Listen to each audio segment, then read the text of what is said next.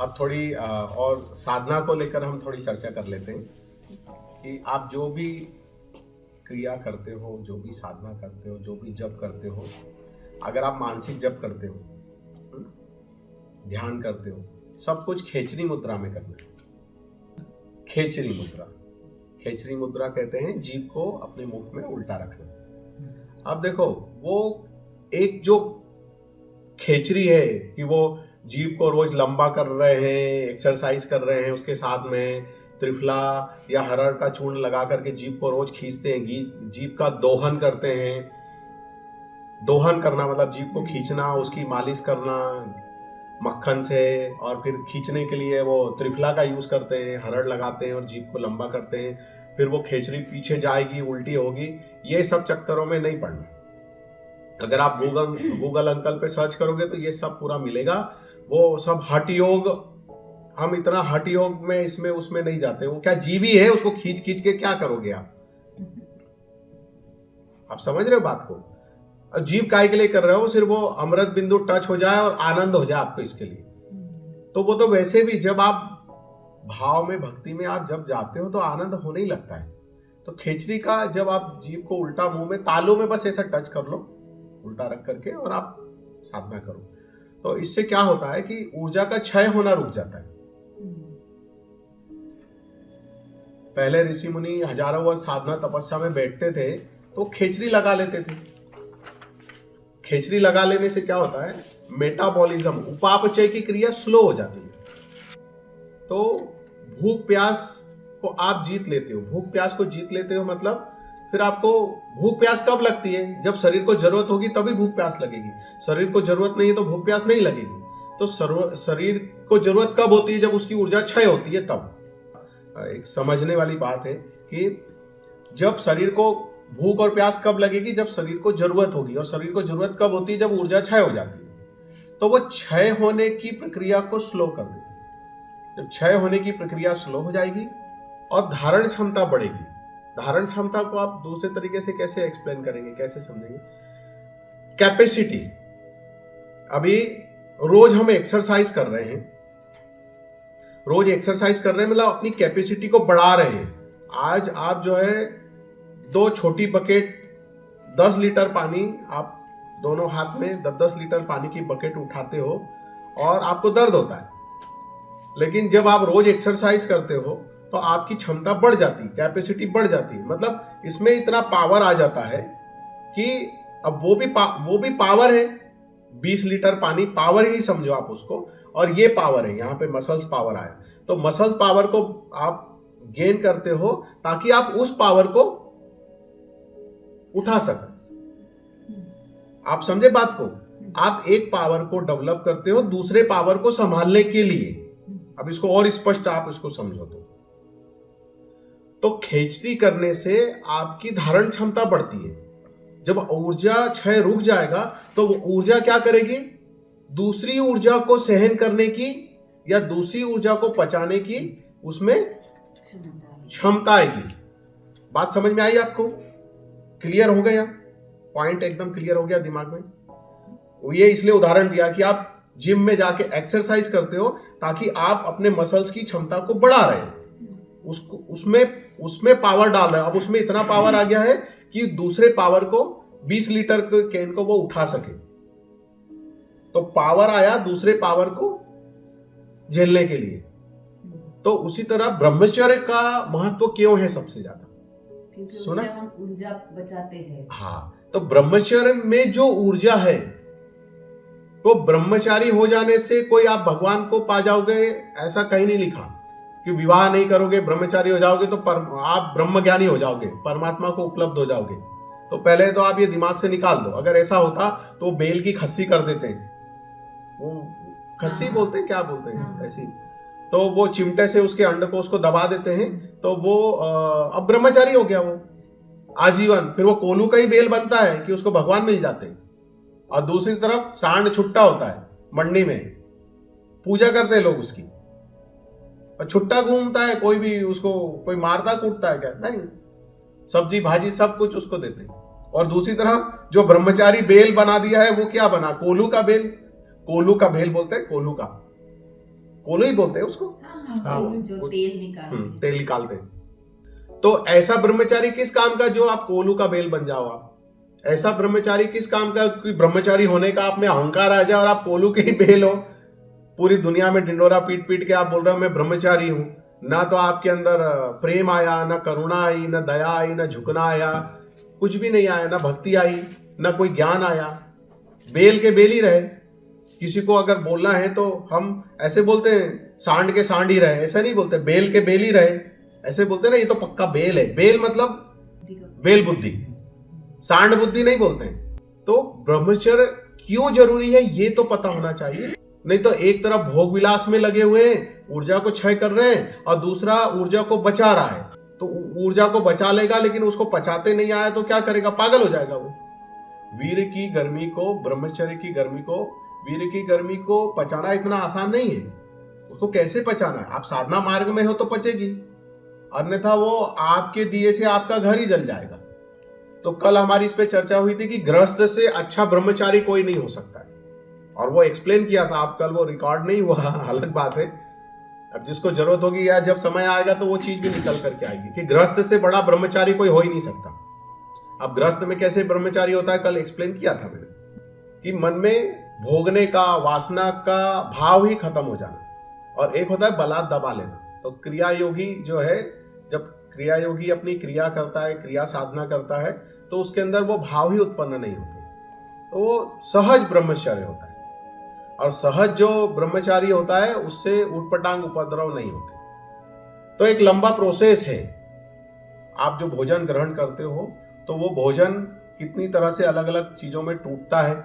आपको लगता है आप भोजन ग्रहण कर रहे हो, आप कोई चीज खा रहे हो, कोई पदार्थ आपने ग्रहण किया, लेकिन शरीर उसको उस तरह से देखता है क्या? शरीर पदार्थ को पदार्थ की तरह से नहीं देखता है। ये तो आप देखते हो अपनी बुद्धि से, विचारों से, मस्तिष्क के द्वारा, लेकिन शरीर उसको ऊर्जा की तरह देखता है। आप उसको पदार्थ की तरह देखते हो, स्वाद की तरह देखते हो कि मैंने कोई पदार्थ खाया, वो मीठा था, खट्टा था, स्वादिष्ट था, अच्छा नहीं था, टेस्टी था, सब आप करते हो, लेकिन शरीर उसको उस तरह से नहीं देखता है। आपका जो पेट है वो पेट सिर्फ पदार्थ को ऊर्जा के रूप में देखता है। फिर वो फैक्ट्री में गया, उसका प्रोसेस चालू हो जाता है, ग्लूकोज, फ्रक्टोज, माल्टोज, ऐसा वो टूटता है अलग अलग उसमें, और फिर अलग अलग उसके स्तर हैं। आप बायोलॉजी पढ़ोगे, साइंस पढ़ोगे तो आपको पता चलेगा कि किस तरह से अस्थि, मज्जा और रक्त बनता है। पहले क्या बनता है, फिर क्या बनता है, अब वो उतना मुझे याद नहीं है, नहीं तो मैं फिर वो और उसको एक्सप्लेन करके बताता। आप वो तो कहीं भी पढ़ के देख सकते हो।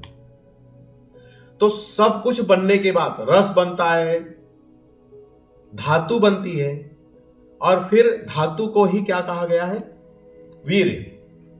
अगली स्टेप जो है वो वीर है। बोलते धातु क्षय हो गई, रस क्षय हो गया, व्यक्ति तो ऐसा निस्तेज हो जाता है, उसका शरीर पूरा निस्तेज हो जाता है। जीवित तो है पर निस्तेज है, उसमें कोई तेज नहीं है। तो तेज काय से आता है? रस और धातु से शरीर में तेज आता है। आयुर्वेद में वो बोलते हैं इलाज, धात की बीमारी हो गई, धात जाता है, मतलब उसको वो जो तेज है, उसका जो तेज बह रहा है, उसको रोकने के लिए फिर उसको दवाइयां दी जाती है, उसको संयमित जीवन जीने के लिए कहा जाता है। तो ये सब क्या है इसको पहले समझना पड़ेगा। तो अंत में जाकर के वो 65 से 75 दिन, साइंस कहता है, हम उसको 90 दिन मानते हैं। क्या बोलते हैं कि 90 दिन में आज जो आपने खाया तो आपका जो रज और वीर्य बनेगा वो 90 दिन में बनेगा।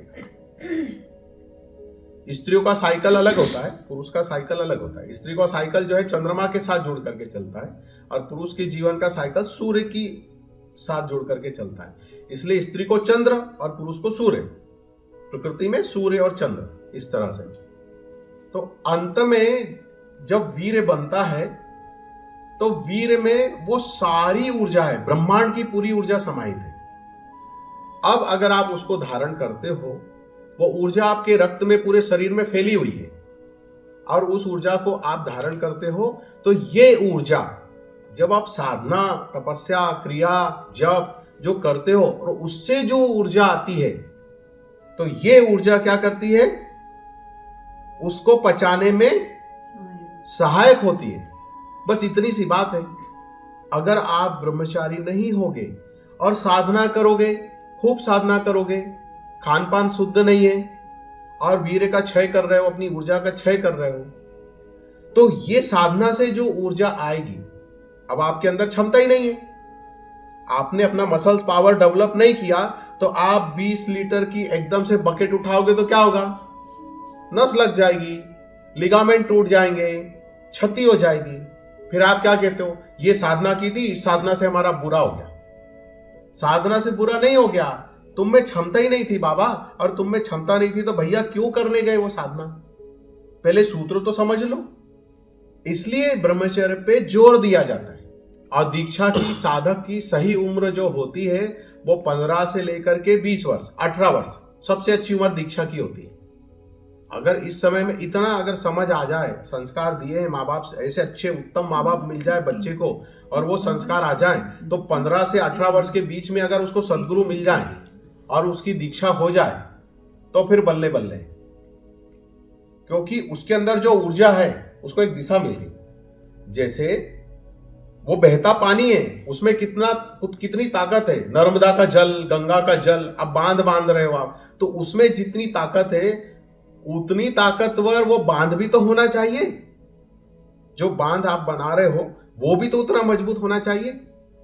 तो बांध को आप ऐसा समझ लो कि ब्रह्मचर्य, और जो साधना कर रहे हो उसको आप समझ लो परमात्मा की कृपा। नर्मदा का जल, गंगा का जल निरंतर बहते आ रहा है, अब उसका सामर्थ्य आपके अंदर ब्रह्मचर्य ही देगा, तो उससे आप में वो क्षमता बढ़ेगी और आप उस ऊर्जा को पचा जाओगे। Is it the same for girls and boys? Yes, both. वो क्षमता डेवलप हो जाएगी और ये लगातार चलते रहता है। अगर ब्रह्मचर्य से ही अमर होने वाला है तो फिर अमर हो जाते हैं। वो तो ब्रह्मचारी हो चाहे भोगी हो, दोनों ही मरने वाले हैं। एक चलते फिरते मरेगा और एक रोगी होकर के मरेगा, बस इतना ही फर्क होगा। एक कमजोर है और एक ताकतवर है, मर तो दोनों ही जाएंगे एक दिन। ताकतवर भी मर जाएगा और कमजोर भी मर जाएगा। तो आप कुछ भी करो लेकिन उसमें अहम भाव मत आने दो, अहंकार मत आने दो। हम क्या करते हैं, अपने अच्छे होने का अहंकार पहले कर लेते हैं और ढिंडोरा पीटने लग जाते हैं, तो फिर वो आपका अहम ही आपको पतित कर देता है। आपको कोई पतित नहीं करता है, आपका अहंकार ही आपको गिरा देता है। आप देखो अपने जीवन में जब जब आप गिरे हो, क्या किसी ने आपको गिराया है? आपके अहम ने ही आपको गिराया है। फिर इसमें किसी की क्या गलती, किसी का क्या दोष? तो आप जब जब गिरे हो तो अपना एनालिसिस करो कि क्यों गिर गए भाई। अपने अहंकार की वजह से, अपने असंयम की वजह से। संयमित जीवन नहीं है आपका, और अगर संयमित जीवन नहीं है तो आप इंफीरियरिटी कॉम्प्लेक्स में भी मत जाओ, डिप्रेशन में भी मत जाओ कि ठीक है भगवान, प्रार्थना करो, मुझे आप सामर्थ्य दो, मैं प्रयास करूंगा। आप अपना प्रयास छोड़ना बंद मत करिए। चींटी को देखा है, शक्कर का दाना। चींटी, साइंस बोलता है कि चींटी अपने वजन से 50 गुना, हाँ 50 गुना ज्यादा वजन, चींटी अपने से 50 गुना ज्यादा वजन उठा करके चल सकती है। क्या आप अपने से 50 गुना ज्यादा वजन उठा के चल सकते हो? उसमें कितना पेशेंस है, कितना धैर्य होता है कि वो चींटी वो शक्कर का क्यूब लेकर के चढ़ती है, छोटा सा क्यूब, और दीवार पे चढ़ती है और गिर जाती है नीचे, वो उससे छूट जाता है या गिर जाता है, फिर वो नीचे आती है, फिर वो लेती है, फिर चढ़ती है। ऐसी ना जाने कितनी, आप बारीकी से बैठ जाओ, आपके पास टाइम हो तो देखो, आप करो ऐसा। डिस्कवरी चैनल पे यही दिखाते, देखो वो कितनी बार चढ़ती है, 50 बार, 100 बार, 500 बार, ना जाने कितनी बार चढ़ेगी, हार नहीं मानती। और हम क्या करते हैं, थोड़े से में हार मान जाते हैं, उदास हो जाते हैं, दुखी हो जाते हैं। जीवन अभी जीवन की शुरुआत ही नहीं हुई है। बच्चों को देखो आजकल के, टीनेजर को, और थोड़े से में उदास हो जाते हैं, दुखी हो जाते हैं, थोड़ा मन का नहीं हुआ तो रोने गाने लग जाते हैं। कई बच्चे से बोलते हैं हमारी जीने की इच्छा खत्म हो गई, हमको तो मरना है। सुन लो आप क्या क्या चल रहा है। फिर ऐसे ऐसे उदाहरण देके समझाना पड़ता है, बच्चा नर्वस मत हो, दुखी मत हो, कोई बात नहीं, हम है ना आपके साथ में। आप क्या करते हो, फिर ऐसे लोगों का मजाक उड़ाने लगते हो, घृणा करने लगते हो, नफरत करने लगते हो, तो वो और नीचे गिर जाएगा। क्या चोर को संत बनने का अधिकार नहीं है? क्या भोगी को योगी बनने का अधिकार नहीं है? आप बड़े महान हो गए, आप में इतना अहम आ गया, या किसी जन्म में तो आप भी भोगी रहे होंगे, एकदम से क्या ऐसे हो गए? एक कई जन्मों की यात्रा है। तो जहां उसको सपोर्ट की जरूरत है वहां सपोर्ट करिए, उसका मजाक मत उड़ाइए, उसको हीन भावना से ग्रसित मत होने। आप हीन भावना से उसको देखते हो तो वो हीन भावना से ग्रसित हो जाता है। माया उसको, अरे वैसे ही कमजोर है।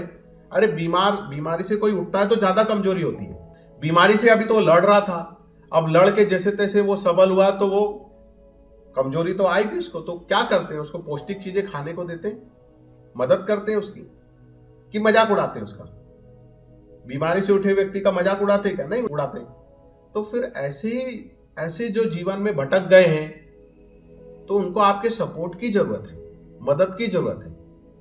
आप उनका सपोर्ट करो, मदद करो, उनका मजाक मत उड़ाओ, उनको हीन भावना से मत देखो या उनको नफरत मत करो, अपने आप को ऐसा सुपर और उसको ऐसे नहीं करो। तब ऐसी समाज मिल करके उठेगा।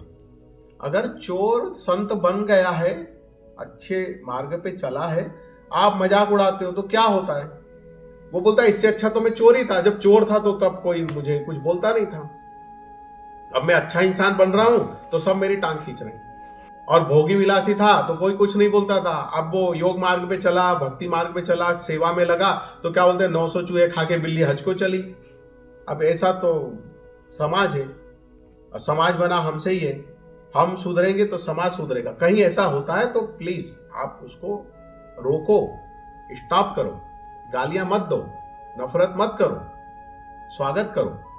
यही वजह है कि हिंदू धर्म छोड़ छोड़ के कोई क्रिश्चियन बन गया, कोई कुछ बन गया। कभी सोचते हो इसके पीछे कारण क्या है? जातिवाद किसने फैलाया? हमने फैलाया। किसी को छोटा, किसी को बड़ा, ऐसे ही हीन भावना से देखना, अपमान करना, तो कब तक सहन करेगा? एक पीढ़ी, 2 पीढ़ी और पीढ़ियां गुजर गई सहन करते हुए। क्या करेगा वो? अपना धर्म बदल लेगा। बदले हैं लोगों ने, और उसका कारण कौन है? हम हैं। उन चीजों को सुधारो तो सब चीजें सही हो जाएगी। महात्मा गांधी, ऐसा मैंने सुना है, अभी पता नहीं कितना सच है, कि महात्मा गांधी के बच्चों ने मुस्लिम धर्म अपना लिया था, एक बच्चे ने। ऐसा क्यों हुआ? उसके पीछे जाओगे तो कहीं ना कहीं विरोधाभास है, चिढ़ है। कई बार हम समझते नहीं है उन चीजों को।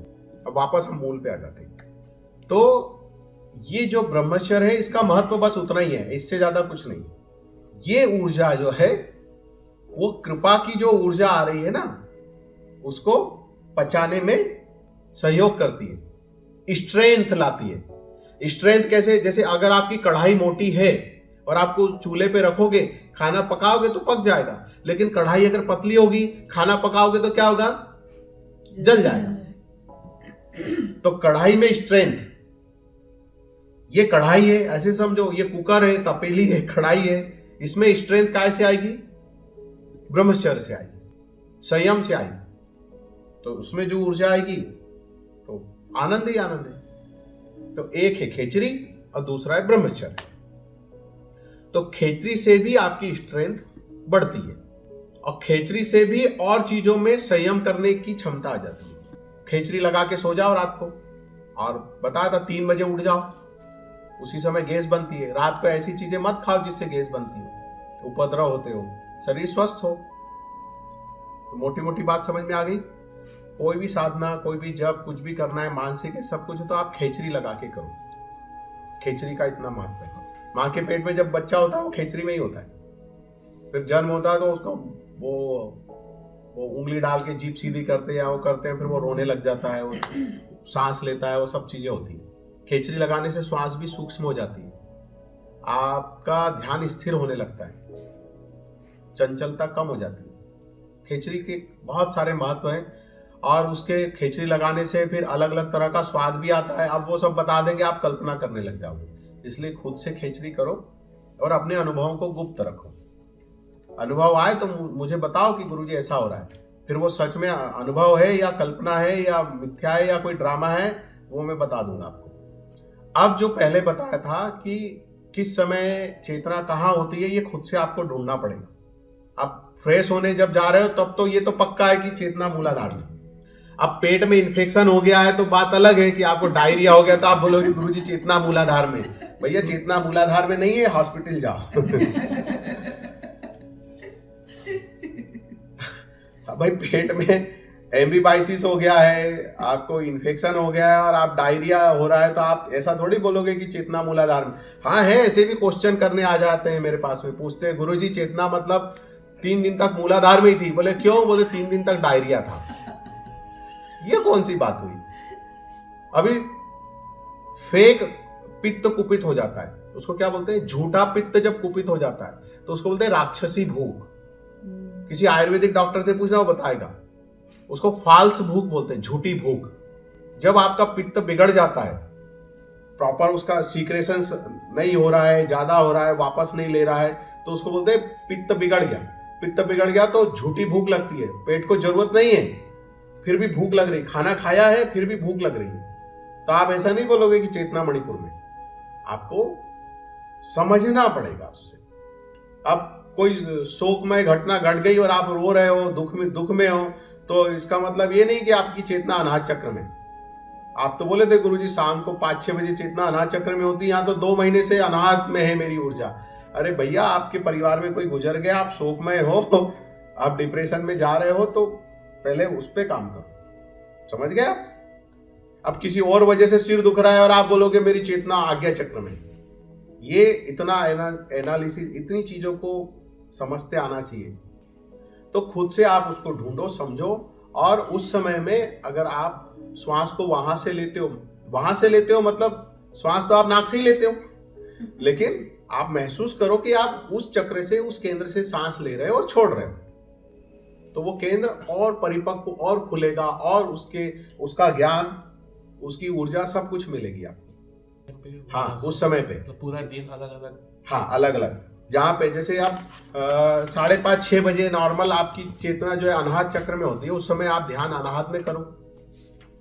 कोई पूछते हैं गुरुजी हम ध्यान कहाँ करें, तो एक सिंपल साधारण सा उत्तर दे दिया कि ऐसे ऐसे आप ध्यान करो। और सबसे अच्छा तो यह है कि अपने अहम भाव को छोड़ो और किसी को समर्पण कर दो और कोई गुरु बना लो और उनके सानिध्य में रह करके सीखो, क्योंकि आपका अहम ही आपको झुकने नहीं देता है। आपको लगता है गुरु भी मेरे जैसा शरीर ही है, ऐसे ही मान के रखा है, जबकि गुरु वो नहीं है जैसा आप समझ रहे हो। गुरु को आपका कुछ नहीं चाहिए, गुरु को आपका धन भी नहीं चाहिए। बार बार कहता हूं, गुरु को आपका मान सम्मान भी नहीं चाहिए कि आप खूब गुरु की चापलूसी करो जा करके। वो तो तुम्हारे अफसर को चाहिए, कंपनी के। वो अहम से मुक्त है, तो वो जो गुरु बना है वो गुरु है ही नहीं। वो तो ऐसा है जिसको हम कहते हैं गुरु, वो गुरु एक शब्द दिया है, लेकिन वो कहता है मैं गुरु भी नहीं हूं, मैं तो शिष्य भी नहीं हूं। वो तो उससे भी पार हो गया, तो उसको क्या, आप उसको क्या चाहिए? अरे आप जाओ, उसकी शरण में जाओ। ना उसको धन चाहिए, ना मान सम्मान चाहिए, कुछ नहीं चाहिए, ना प्रेम चाहिए। आप गुरुजी को प्रेम भी मत करो, वो प्रेम स्वरूप है। वो क्या आपके ऐसे चिल्लर, मतलब जिसके पास चॉकलेट की फैक्ट्री हो उसको इतनी इतनी सी चॉकलेट ले जाके दोगे? अरे जिसके पास खुद ड्रम से भरे हुए शहद, हनी रखा है और वो जो सबको बांट रहा है, वही सबको प्रेम कर रहा है, उसको क्या आप प्रेम करोगे? और अकड़ दिखाते, अहम ऐसे लेकर के आते। ये सब फिल्मों के माध्यम से और न्यूज के माध्यम से इतना बदनाम कर दिया गुरुओं को, साधु संतों को, कि समझने में टाइम लग रहा है। परसों मैं एक ऋतु महाराज जी का भाषण सुन रही थी, तो उन्होंने एग्जैक्टली यही कहा जो अभी आप कह रहे हैं कि हमारी फिल्मों ने और इसने साधु संतों की प्रतिमा इतनी बिगाड़ दी है। विधर्मी को हमेशा दयालु दिखाया है और अपने लोगों को हमेशा ऐसे दयालु को लोभी लालची दिखाया है, या हाँ मतलब उसको गलत तरीके से व्यक्त किया है। तो ये चीजें बिगड़ गई, आज वापस से इसको सुधारने की जरूरत है। आप जाओ, उनकी कृपा देखो, कैसा जीवन निहाल हो जाता है। और जब आपको जीवन में मिलेगा, जब आपका जीवन निहाल हो जाएगा, तब आप देखना कि आपको जो मिला है ना, अरबों खरबों रुपए से भी वो चीज नहीं खरीद सकते हो आप, जो आपको मिलेगा। और एक गुरु की, एक साधु संत की जरूरत पता कितनी होती है? आपकी जरूरत से सिर्फ 15%, 5%। कितनी होती है? जितनी आपकी जरूरतें हैं ना दैनिक जीवन में, उससे सिर्फ 5%, 10%, 15% उसकी जरूरत होती है शरीर की। सोचो आप। और हम ब्लेम लगाते हैं। हम क्या कर रहे हैं? तो पहले इन चीजों को सुधारने की जरूरत है। गुरु को क्या चाहिए? सिर्फ समय। आप अपना समय दो। आपको अपना जीवन बदलवाना है तो आप अपना समय दो। गुरु को तुम्हारी जरूरत नहीं है, तुमको गुरु की जरूरत है, तो तुम समय दो गुरु को। जब समय दोगे तो जीवन बदलेगा। अब बहुत से ऐसे जो धनवान लोग हैं सोचते हैं हम धन दे देंगे तो हमारा जीवन बदल जाएगा। क्या बदलेगा उनका जीवन? नहीं बदलेगा। वो कितना भी धन दे दो, धन से जीवन बदल जाता तो यहाँ की सरकार तो बेरोजगार को धन देती, क्या उनका जीवन बदल जाता है? और अगर ऐसा होता तो फिर दुनिया के सबसे धनवान जो लोग हैं वो पहले अपना जीवन बदलवा लेते। धन दे करके आप ऑपरेशन से नाक चेंज करवा सकते हो, पर जीवन का परिवर्तन कैसे करवाओगे? तो वो दोनों तरह की चीजें निकाल दो कि गुरु को धन चाहिए, या दूसरा तरीका गुरु को धन दे करके हम सब ले लेंगे। ये दोनों ही भ्रम जाल है। वो अनंत सत्ता का मालिक ऐसे मंदिर में जाते हैं, धन चढ़ा के आते हैं, खूब सोना डाल के आते हैं, तो वो तो फिर वैसे ही हो गया कि जैसे ये मेरा कमरा है, घर है, यहाँ पे आप आए और मैं आपके लिए पानी या चाय लेने गया, आपने मेरे कमरे की एक पेंटिंग निकाली और मैं जैसे ही आया मेरे हाथ में देते हो और बोलते हो कि ये गिफ्ट मेरी तरफ से। अगर मैं आपके घर में आऊं और आपके घर का गुलदस्ता उठा करके आपको दूं हाथ में और बोलूं कि ये गिफ्ट, आप खुश होने वाले हो क्या? क्या बोलोगे आप? मेरे ही तो है। अरे उस परमात्मा का पूरा ब्रह्मांड, उसी के ब्रह्मांड में, उसी के घर में हम रहते हैं, उसी के घर में हैं, और उसी की चीज उठा करके उसी को चढ़ाते हैं और बोलते हैं ये मेरी तरफ से भेंट स्वीकार करें भगवान, भेंट स्वीकार करें। वो तो मुस्कुराएगा ही ना बैठ के, मेरे ही मुझे देता है और बोलता है कि भेंट। तो ये सब अज्ञानता है, ये सब धारणाएं हैं। आ गए वापस हम उसी शब्द पे, धारणाएं। इनसे बाहर निकलो, इन चीजों से।